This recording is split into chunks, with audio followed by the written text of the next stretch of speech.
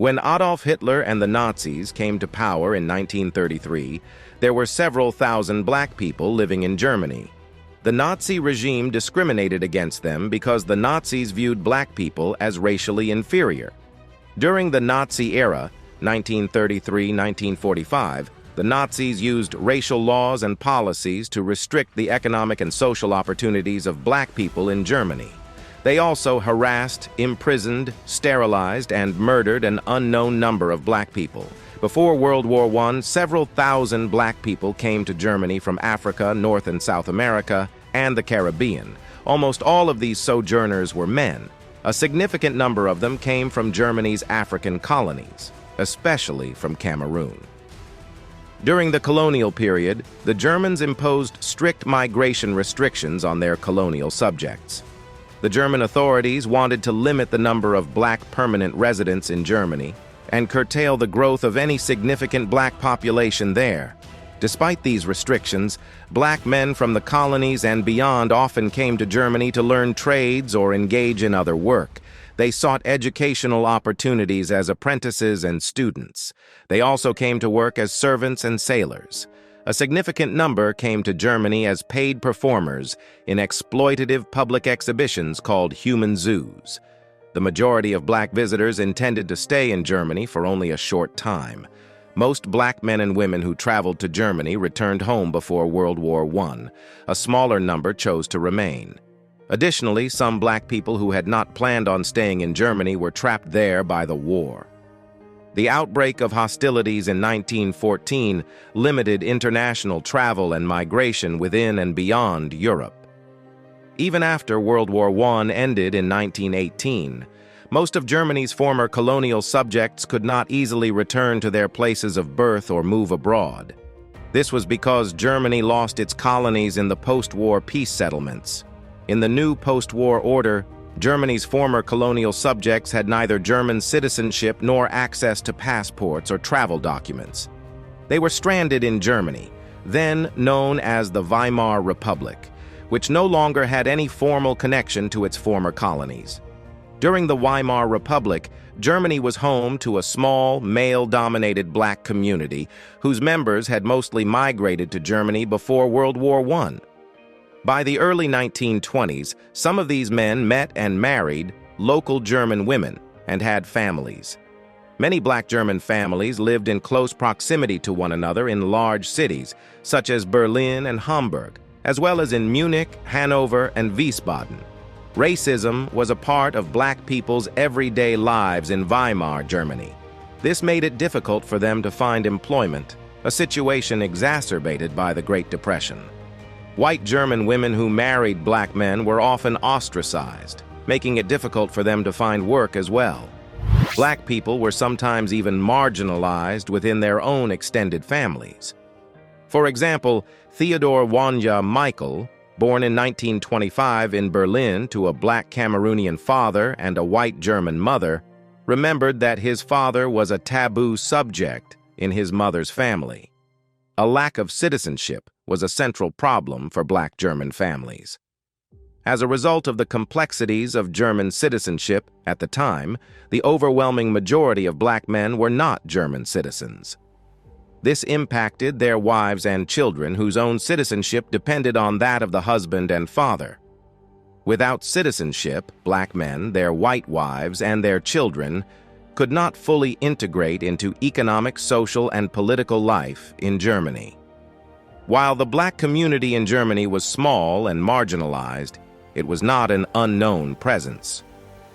In the 1920s, black people in Germany were particularly visible as part of the Weimar era's vibrant and innovative cultural life. Germans' growing fascination with African American music and performance presented black people in Germany with new opportunities to appear on stage, whether they were actually African American or not. They performed in theaters, circuses, films, and at live music venues like nightclubs and cabarets. During the Weimar era, there were also between 600 to 800 multiracial children born in the Rhineland, a region in Western Germany. The German press referred to them using the derogatory label Rhineland bastards. Their mothers were white German women, and their fathers were mostly French colonial soldiers who had been part of the large Allied military occupation of the Rhineland. While many of these soldiers were North African or Asian, in public discourse, they were all racialized as black. These children had an ambivalent place in Weimar German society, resulting from their interracial parentage. They were often discriminated against because of their fathers and their physical appearance. However, they were not total outsiders.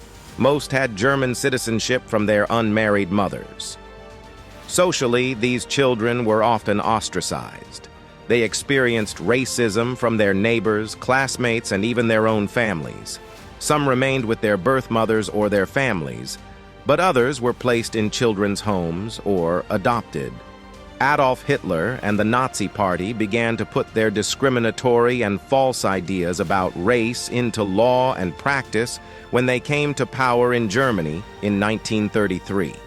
The Nazis wanted to create a racially pure Germany, and they considered Germans to be members of the supposedly superior Aryan race. They targeted Jews, Roma, and black people as non-Aryans, and as members of supposedly inferior races. The Nazis passed laws that limited the rights of non-Aryan Germans.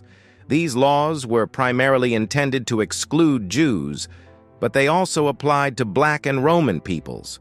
For black Germans, the Nazi era was a time of escalating persecution, marginalization, and isolation. Though they had faced racism during the Weimar era, the institutionalized racism of the Nazi regime made life for black people and their families even more difficult and precarious. As a result, black people in Germany saw the Nazi rise to power as a turning point in their lives. The Nazis persecuted black people in Germany not only for their race, but also for other reasons, such as their politics. For instance, Hilarius Larry Gilges was a black German dancer and communist activist from Düsseldorf, Germany. Nazis murdered him on June 20th, 1933, and left his body in the street. Gilges' murder took place during the first months of the Nazi regime as the Nazis sought to destroy the German communist movement. Nazi racist ideology permeated all aspects of life in Germany. Many Germans embraced this ideology and openly discriminated against black people on their own initiative. As a result, it became increasingly difficult for black people to find and keep work. Colleagues and bosses were reluctant to work with people whose skin color marked them as outsiders in the Nazi racial community. Firings, evictions, and poverty were common. Some black people remember life in Nazi Germany as a time in which strangers spat on them and called them racial slurs with impunity. It was clear almost immediately that the Nazi regime intended to formally exclude black people from German society. In April 1933, the law for the restoration of the professional civil service removed people of non-Aryan descent from the German civil service. The decree was vague as to how exactly to define non-Aryan descent. The intention to exclude Jews was obvious, but subsequent decrees clarified that this also applied to black and Roman people. In practice, relatively few black people were directly affected by this law, because only citizens could be civil servants. Most of those black people who were German citizens were still too young to be employed in the civil service. However, this decree and subsequent race-based restrictions severely limited future job opportunities and career paths. It also made clear that the Nazis did not consider black people part of the German national community. In September 1935, the Nazi regime announced the Nuremberg race laws, which put Nazi ideas about race into law. These laws primarily targeted Jews. But, beginning in November 1935, the Nuremberg laws also applied to Romani and black people, whom the regime referred to derogatorily as gypsies, Negroes, and their bastards.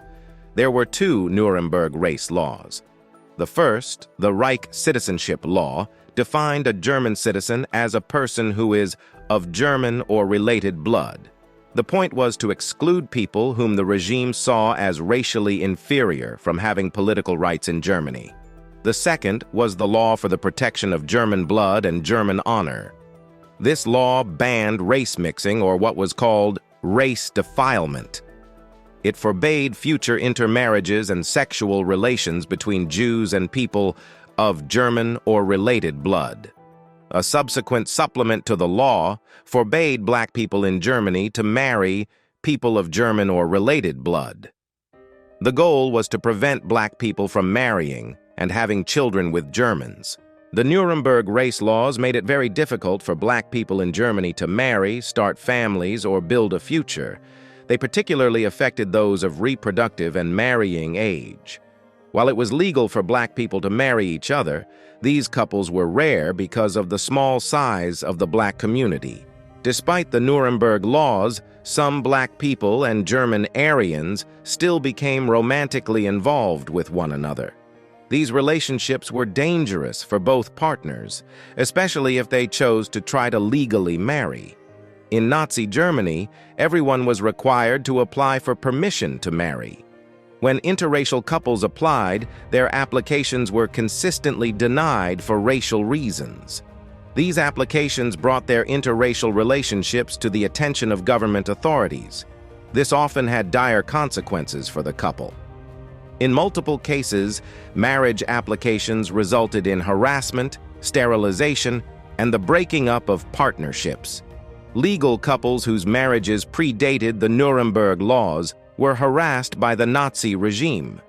The regime pressured white German women to divorce their black husbands. Interracial couples and their children were often humiliated and even assaulted when they appeared together in public. For instance, Nazi journalists in Frankfurt persistently mocked and degraded Douala Misipo, a Cameroonian man, and his black German family on the pages of the local party newspaper. Neither he nor his white German wife could earn a living. There were at least 2 known instances in which black men were punished, at least in part because they were having sexual relationships with white German women. Like their parents, many black children in Germany experienced the Nazi era as a time of increased loneliness, isolation, and exclusion. Some black children felt German and wanted to be a part of the excitement. But Nazi racial ideology had no place for black German children. Hans Massaquoi, whose father was Liberian and whose mother was German, remembered when his class went to a parade where Adolf Hitler would appear. Just as the Nazification of the education system greatly restricted the rights of Jewish children to attend public schools, it also impacted black children over the course of the 1930s. Some black students were expelled and unable to complete their education. Few private schools would accept black students.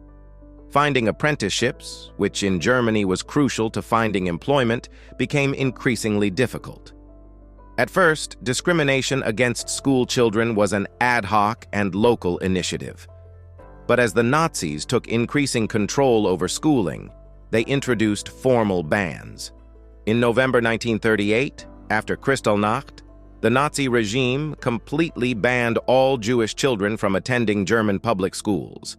In March 1941, the Nazi regime formally excluded black and Romani children from public schools.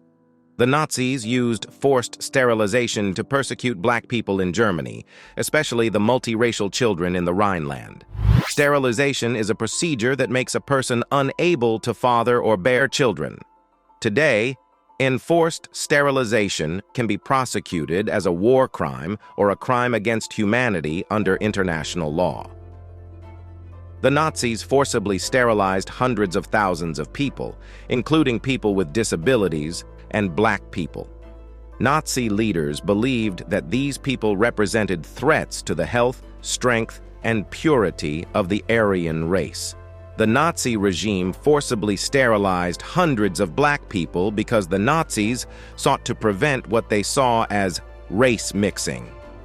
Thus, in addition to passing the Nuremberg laws in order to prevent interracial marriages, the Nazi regime used forced sterilization to prevent future generations of black people in Germany. Some black people in Nazi Germany were sterilized by court order under the 1933 Law for the Prevention of Offspring with Hereditary Diseases. This law mandated the forced sterilization of individuals with certain physical and mental disabilities, including people who fell into the ill-defined category of minderwertig, or feeble-minded. A small number of black people were among the approximately 400,000 Germans sterilized under this law. For example, Ferdinand Allen, who had a black British father and a white German mother, suffered from and was institutionalized for epilepsy, one of the conditions listed in the law. He was sterilized by court order in 1935. On May 15, 1941, the Nazis murdered Allen at Bernburg as part of the T4 program, the Nazi program of mass murder targeting people with disabilities. The Nazis also sterilized some black people in Germany solely because of their race. In the 1930s, a secret Gestapo program coordinated the forced sterilization of multiracial children in the Rhineland. As part of these efforts, doctors forcibly sterilized at least 385 children and teenagers by the end of 1937. Because there was no legal basis for their sterilization, their families were pressured to consent to the procedure. These sterilizations particularly targeted black and multiracial teenagers born in Germany who were coming of age and whom the Nazis believed were either entering puberty or were already sexually active. During World War II, Nazi policies against black people became more extreme.